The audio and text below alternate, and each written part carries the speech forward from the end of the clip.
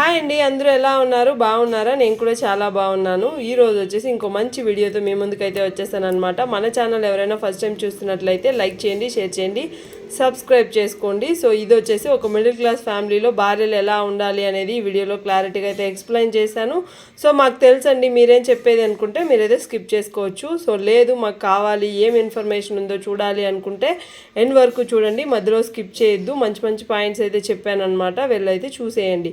So ఇప్పుడు end వరకు చూడండి, ఓకేనా? సర్దుకుపోవాలి అనేది మన మైండ్ సెట్ అనేది ఉండాలి. వైఫ్కి సర్దుకుపోవాలి, ఏది వచ్చినా సర్దుకుపోదామనే ఒక మైండ్ సెట్ ఉండాలి. వ్యాలంటైన్స్ డే అని, మ్యారేజ్ డేస్ అని, బర్త్డేస్ అని అలా గిఫ్ట్స్ అనేది ఎక్స్పెక్ట్ చేయకూడదు. ఎందుకంటే ఫైనాన్షియల్ కండిషన్ అంతంత మాత్రమే కాబట్టి గిఫ్ట్స్ అనేది ఎక్స్పెక్ట్ చేయకండి. ఎందుకంటే మనం ఫీల్ అవుతాం, అయ్యో మనం అనుకున్నామే తెచ్చిస్తారనుకున్నాము గిఫ్ట్ లేదే అని ఫీల్ అవ్వకుండా సర్దుకుపోండి, ఏముంది నెక్స్ట్ మనీ ఉన్నప్పుడు కొనుక్కుందాం అనే ఒక మైండ్ సెట్తో ఉండండి. ఎందుకంటే మన ఫైనాన్షియల్ కండిషన్స్ బట్టే మనం బిహేవ్ చేయాలి. సో అదైతే ఫస్ట్ ఆఫ్ ఆల్ ప్రతి ఒక్క హౌస్ వైఫ్ అనేది గుర్తుపెట్టుకోవాలి. లేదు మేము బయట వెళ్ళి సంపాదించుకొని మేము గిఫ్ట్లు కొనుక్కుంటాం అనుకుంటే ఓకే, గిఫ్ట్స్ అయితే కొనుక్కోవచ్చు. ఎందుకంటే ఇంట్లోనే ఉంటూ ఒక సంపాదన మీద ఆధారపడి బతుకుతున్నాము అనుకుంటే ఫస్ట్ ఆఫ్ ఆల్ మనం సర్దుకుపోవాలి. సో అలాంటప్పుడే లైఫ్ అనేది బాగుంటుంది. తక్కువ ఖర్చులు చేయాలి, ఎక్కువ ఖర్చులు చేసేసి అప్పులు చేయకండి. ₹1 సంపాదించడం ఎంత కష్టమో తెలిసిన వాళ్ళకే తెలుస్తుంది.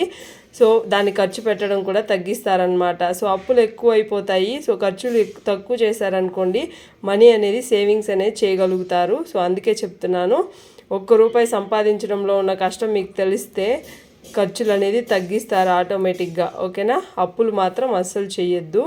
సో అప్పు చేసి పప్పు కూడు తినడం చాలా ఫ్యాషన్ అయిపోయింది ఇప్పుడున్న సిచ్యువేషన్లో. అలా కాకుండా అప్పులు లేకుండా సద్దన్నం హ్యాపీగా ఉండొచ్చు. ఒకసారి ట్రై చేయండి.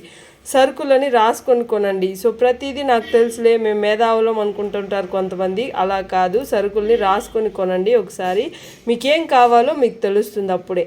లేదు మాకు మంచిగా మైండ్లో ఉంటుంది అనుకుంటే ఓకే, కానీ సరుకుల్ని రాసుకొని కొంటేనే మీరు ఏం కొనాలి అనే ఒక పర్ఫెక్ట్ మైండ్ సెట్తో మీరైతే షాప్కి వెళ్తారు.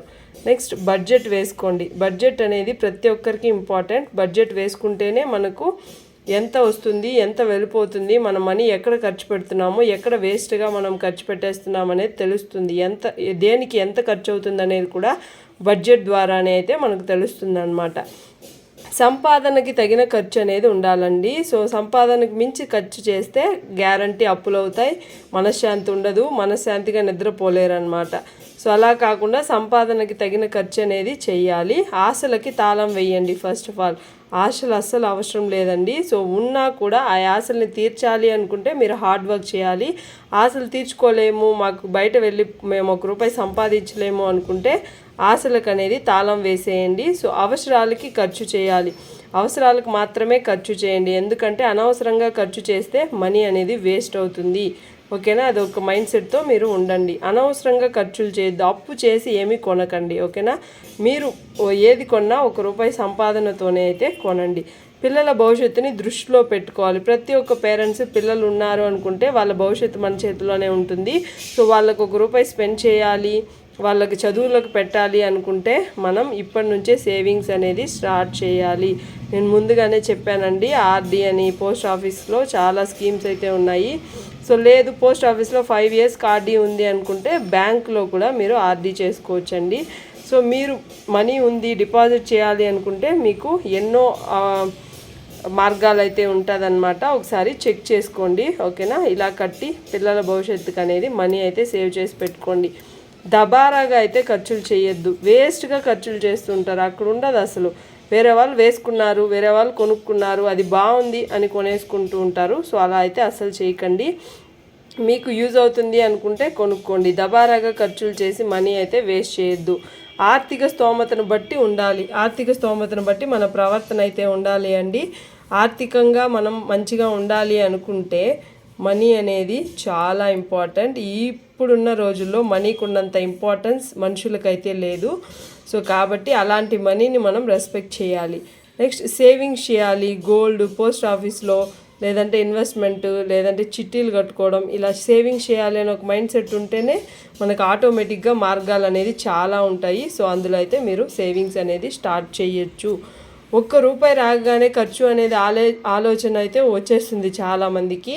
సో అదే అని ₹1 మీరు ₹1 ఖర్చు చేసి ఇంకొక ₹1 సేవ్ చేయండి, మీ లైఫ్ ఎంత బాగుంటుందో ఒకసారి తెలుస్తుంది. సో ఇలా ప్లాన్ చేసుకొని సేవ్ చేసుకుంటే తక్కువ ఖర్చు అనేది చేస్తారు. ఎక్కడ తగ్గుతుంది, మనకు ఖర్చులు తగ్గించామనుకోండి ఆటోమేటిక్గా మనం శాలరీ అనేది మిగులుతుంది, మంచిగా సేవింగ్స్ అనేది చేయొచ్చు. మీకు గోల్డ్ కొనుక్కోవాలనుకుంటే గోల్డ్ కొనుక్కోవచ్చు, పోస్ట్ ఆఫీస్లో కట్టుకోవచ్చు అంటే పోస్ట్ ఆఫీస్లో కట్టుకోవచ్చు, ఎక్కడైనా ఇన్వెస్ట్మెంట్ చేయొచ్చు, లేదంటే చిట్టీలు కూడా కట్టుకొని లక్షల్లో అయితే మనీ సేవింగ్స్ అనేది చేసుకోవచ్చు అనమాట. ఇలాంటి ఒక మైండ్ సెట్ ఉన్న వాళ్ళకే నా వీడియోస్ చాలా నచ్చుతుందని నేను అనుకుంటూ ఉంటాను. సో మీరేమంటారో చెప్పండి. షాపింగ్స్ని తగ్గించుకోవాలి. ఫస్ట్ ఆఫ్ ఆల్ అనవసరంగా శారీస్ అని, డిజైనర్ శారీస్, మగ్గం వర్క్ అసలు కట్టరు, మళ్ళీ ఒకసారి కొన్నారంటే మళ్ళీ దాన్ని యూజ్ చేయరు అనమాట. సో ఇలా వేస్ట్ ఖర్చులు చేస్తూ ఉంటారు, మగ్గం వర్క్ బ్లౌజెస్ పెట్టేసుకుంటూ ఉంటారు.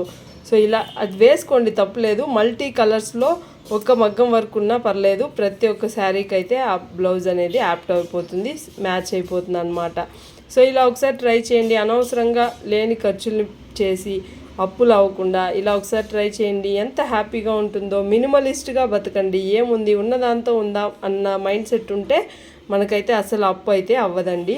నెక్స్ట్ అవుట్ సైడ్ బయట వెళ్తేనే ఫుడ్ క్రేవింగ్స్ వచ్చేస్తూ ఉంటాయి చాలామందికి. సో అస్సలు అవుట్ సైడ్ ఫుడ్ అయితే అస్సలు తినద్దు, అవాయిడ్ చేసేయండి. ఇంట్లోనే హ్యాపీగా వండి తినండి. నెక్స్ట్ పొదుపుగా బతకాలి అనే వాళ్ళకి ఎలా పొదుపు చేయాలో తెలుస్తుంది. మన అవ్వాతాతలు ఎంత కష్టపడి మనల్ని మన అమ్మ నాన్నల్ని సాకారో మనల్ని కూడా అంత మంచిగా వాళ్ళైతే మనల్ని పెంచి పోషించారు కదా. సో అలాంటి వాళ్ళని అడగండి, పొదుపు వాల్యూ అనేది చెప్తారు. సో ఇలా పొదుపుగా బతకడం ఎంత ఇంపార్టెంట్ అనేది మన అమ్మా నాన్నల నుంచి, మన అవ్వాతాతల నుంచే మనం నేర్చుకోవాలి. ఇప్పుడు క్రెడిట్ కార్డు వల్ల లైఫ్ అనేది ఈజీ అయిపోయింది. సో అప్పట్లో అది లేదు కాబట్టే వాళ్ళకి మనీ వాల్యూ అనేది తెలుస్తుందన్నమాట. సో ఇలా కాకుండా చాలామంది క్రెడిట్ కార్డుల వాళ్ళని బతుకుతూ ఉంటారు. సో అలా కాకుండా పొదుపుగా బతికి మనీని అయితే సేవ్ చేసి పెట్టుకోండి. లైఫ్ అనేది ఒక పుస్తకం లాంటిది, పేజీలు చించుతూ పోతే ఏమీ ఉండదు. సో అలాగే మనీ కూడా అంతే. సో ఇది ఒక కొటేషన్ లాగా చెప్పాను. సో మీకు అర్థమైతే హ్యాపీ, లేదా అర్థం కాలేదంటే ఈ ఒక లైన్ని స్కిప్ చేసేయచ్చు మీరు. సో మనీ కూడా మనం ఎంత ఖర్చు పెడితే అంత అయితే మన దగ్గర ఉండదన్నమాట. ఎంత ఖర్చు పెట్టేసామనుకోండి మన దగ్గర ఏమీ ఉండకుండా జీరో అయిపోతాం. అదే కానీ మనీని సేవ్ చేసి చూడండి, ఎంత మనీ అయితే మీ దగ్గర ఉంటుందో మీరు ఒక హ్యాపీ ఫీలింగ్తో అయితే ఉంటారు. So save the money. ఈ వీడియోలో నేను చెప్పదలుచుకునేది ఇదే అండి. మనం మిడిల్ క్లాస్ హౌస్ వైఫ్స్గా ఉంటూ మన హస్బెండ్స్కి ఏదైనా ఒక మంచి పని చేయాలి అనుకుంటే తక్కువ ఖర్చు చేస్తే మంచిది. ఓకేనా? Thank you, bye.